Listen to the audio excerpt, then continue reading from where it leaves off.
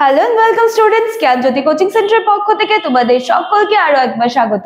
আজকে আমাদের আলোচনার বিষয় হচ্ছে ফ্ল্যান্ডার্স ইন্টারঅ্যাকশন সিস্টেমের কিছু সুবিধা রয়েছে এবং কিছু অসুবিধা রয়েছে। এর আগের দিনে এই বিষয় থেকে একটা ডিটেলস ক্লাস আমি করিয়েছি, আশা করছি তোমরা ভিডিওটা দেখেছো এবং ফ্ল্যান্ডার্স ইন্টারঅ্যাকশন সিস্টেম নিয়ে কিন্তু তোমাদের আর কোনো কনফিউশন নেই। যারা দেখোনি কাইন্ডলি আগের দিনের ভিডিওটা দেখে এসো। আজকের ক্লাস বা আলোচনার বিষয় শুরু করার আগে বলে নিতে চাই, তোমরা যারা জ্ঞানজ্যোতি কোচিং সেন্টারের সাথে যোগাযোগ করতে চাইছো বা আমাদের কাছে পড়তে চাইছো, তাহলে কাইন্ডলি বোর্ডের কর্নারে দেওয়া দুটি নাম্বারের মধ্যে যে কোনো একটি নাম্বারে কিন্তু যোগাযোগ করে নিতে পারো। নাম্বার দুটি হলো জ্ঞানজ্যোতি কোচিং সেন্টারের official helpline number. Admission process অনেকদিন আগে থেকে শুরু হয়ে গিয়েছে এবং অ্যাডমিশন প্রসেস চলছে, তোমরা চাইলে একবার যোগাযোগ করে দেখে নিতে পারো। এইবারে চলো আলোচনার বিষয়ে ফিরে আসছি। ফ্ল্যান্ডার্স ইন্টারঅ্যাকশন সিস্টেম, যেখানে বলা হয়েছিল যে ক্লাসরুমে মানে বাচ্চাদের কতটা অংশগ্রহণ রয়েছে এবং ইকুয়ালি টিচার কতটা অংশগ্রহণ করছে, তো এই পুরো বিষয়টা কিন্তু আমরা ফ্ল্যান্ডার্সের যে ইন্টারঅ্যাকশন সিস্টেম ছিল সেখানে দেখেছিলাম। আজকে দেখবো যে এটার কি সুবিধা রয়েছে এবং কি অসুবিধাগুলো রয়েছে। সবার প্রথমে আমরা সুবিধাগুলো আলোচনা করছি।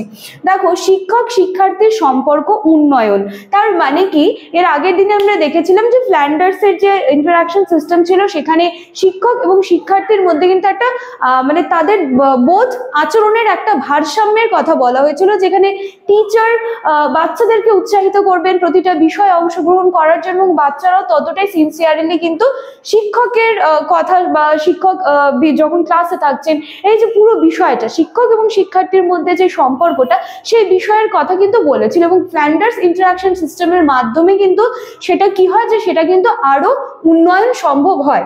আচ্ছা, এরপর হচ্ছে শিক্ষক কর্মক্ষমতা বিশ্লেষণ। এখানে কি বলা হচ্ছে, এখানে বলা হচ্ছে যে শিক্ষকের শিক্ষাদান কৌশল এবং শ্রেণীকক্ষে তার ভূমিকা কি রয়েছে বা টিচার কি কি অ্যাক্টিভিটিস করবে বা টিচারের আচরণে কোন কোন দিকগুলো থাকবে যার ফলে বাচ্চারা কিন্তু দেখা যাচ্ছে ক্লাসে ততটাই সক্রিয়ভাবে অংশগ্রহণ করছে। তো এই যে ফ্ল্যান্ডার্সের যে ইন্টারঅ্যাকশন সিস্টেম আছে তার ফলে কি হচ্ছিল, শিক্ষকের যে কর্মদক্ষতা বলো বা শিক্ষকের যে কর্মক্ষমতা বলো সেটা কিন্তু বিশ্লেষণের একটা জায়গা ছিল বা আছে, ঠিক আছে।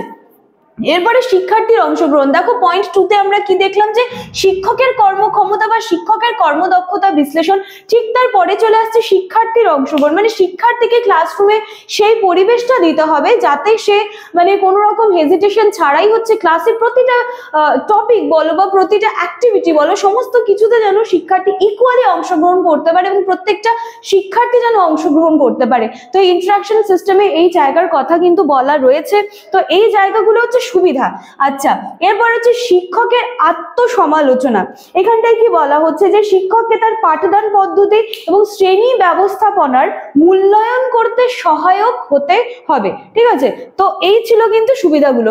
এবার সুবিধা থাকলে নিশ্চয়ই তার অসুবিধা সমূহও রয়েছে, সেটা দেখা যাক কি।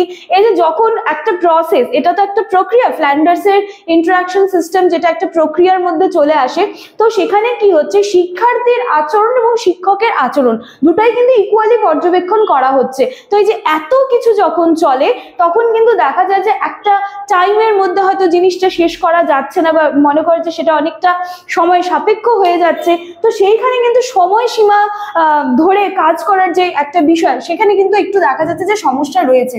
আচ্ছা, এরপর হচ্ছে শ্রেণীকক্ষে অস্থিরতা। শ্রেণীকক্ষে কিরকম অস্থিরতা, এই যে যখন শিক্ষকের আচরণ পর্যালোচনা করা হচ্ছে বা পর্যবেক্ষণ করা হচ্ছে বা এর সাথে সাথে শিক্ষার্থীর আচরণ বা তাদের মানে তারা কতটা সক্রিয় রয়েছে, তো এই সমস্ত বিষয় যখন দেখরেখ করা হয় তখন দেখা যায় যে শ্রেণীকক্ষে একটা কিন্তু অস্থিরতার তৈরি হয়, ঠিক আছে।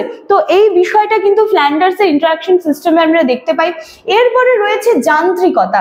এখানটায় কি বলা হচ্ছে যে এটি একটি কাঠামোগত পদ্ধতি যেটা কখনো কখনো শ্রেণীকক্ষের বলতে পারো যে গতিশীল ও অপ্রত্যাশিত মুহূর্তগুলোকে কিন্তু মানে আরো বাড়িয়ে দিচ্ছে, ঠিক আছে। বা মনে করো যে গতিশীল বা অপ্রত্যাশিত যেই মানে মুহূর্তগুলো রয়েছে এই ইন্টারঅ্যাকশন সিস্টেমের মধ্যে দিয়ে যাওয়ার সময় সেগুলো দেখা যাচ্ছে যে কখনো কখনো অনেক বেশি হয়ে যাচ্ছে আর কি। তো এই জিনিসগুলো কিন্তু ছিল যে ফ্ল্যান্ডার্সের ইন্টারঅ্যাকশন সিস্টেমের অসুবিধাগুলো। দেখো, যখন কোনো বিষয় বা কোনো তত্ত্ব বা কোনো বলতে পারি যে কোনো ইনসিডেন্ট, ঠিক আছে, বা কোনো এরকম পয়েন্ট অফ ভিউ যখনই সেটা আত্মপ্রকাশ করে, অবশ্যই কিন্তু সেটার একটা ভালো দিক থাকে এবং সেটাকে ফলো করতে গিয়ে কিন্তু কিছু প্রবলেমসেরও তৈরি হয়। তো ঠিক সেরকমই ফ্ল্যান্ডার্সের যে ইন্টারাকশন সিস্টেম ছিল সেটারও কিছু কিন্তু সুবিধা যেমন আমরা দেখেছি, সেরকম কিন্তু কিছু অসুবিধা এর সাথে সাথে রয়েছে। তো এই ছিল আজকে আমার আলোচনার বিষয়। আমি আশা করছি ফ্ল্যান্ডার্সের ইন্টারাকশন সিস্টেম আগের দিনের ক্লাস এবং আজকের এই ক্লাস নিয়ে এই বিষয়টা তোমাদের ক্লিয়ার করতে পেরেছি। যার আগের দিনের ভিডিও দেখোনি, কাইন্ডলি আগের দিনের ভিডিওটা দেখে এসো। চলো আজকের ক্লাস বা আলোচনার বিষয় আমি এখানেই শেষ করছি। দেখা হচ্ছে নেক্সট দিনের ক্লাসে। Thank you.